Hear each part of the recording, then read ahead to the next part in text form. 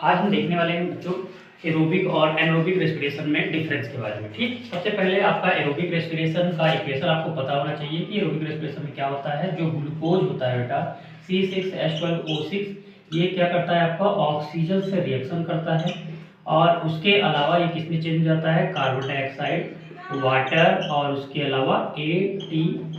ठीक, इसमें ATP, इनमें ये आपका टूट जाता है। तो ये एरोबिक रेस्पिरेशन को शो करता है। जबकि एनारोबिक रेस्पिरेशन में बच्चों क्या होता है, जो आपका ग्लूकोज है C6H12O6, ये बिना ऑक्सीजन के किसकी सहायता से, एंजाइम की सहायता से एथिल अल्कोहल C2H5OH, उसके अलावा ATP CO2 और ATP में टूट जाता है।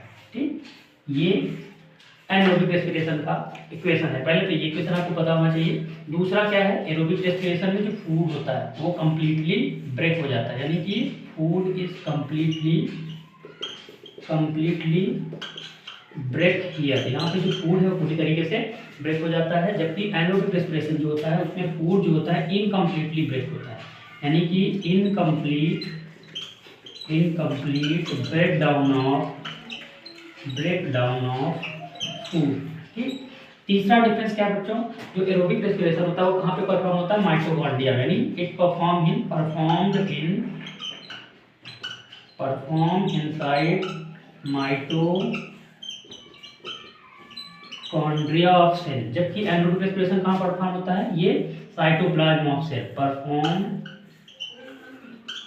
Inside cytoplasm of cell. ठीक, उसके अलावा क्या है बेटा, एरोबिक रेस्पिरेशन में जो एटीपी का प्रोडक्शन होता है वो मैक्सिमम होता है, यानी कि large amount of ATP form.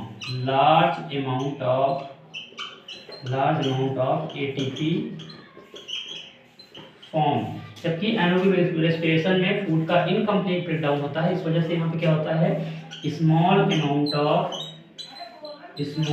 Amount of ATP form. ठीक, ये कुछ मेन डिफरेंस है। इसके अलावा आपको पता होना चाहिए एरोबिक रेस्पिरेशन का एग्जांपल क्या है। इसका एग्जांपल क्या है, most of plant and animal, ये जो होते हैं एरोबिक रेस्पिरेशन को शो करते हैं। जबकि एनारोबिक रेस्पिरेशन जो होता है कौन परफॉर्म करता है, जर्मिनेटिंग सीड।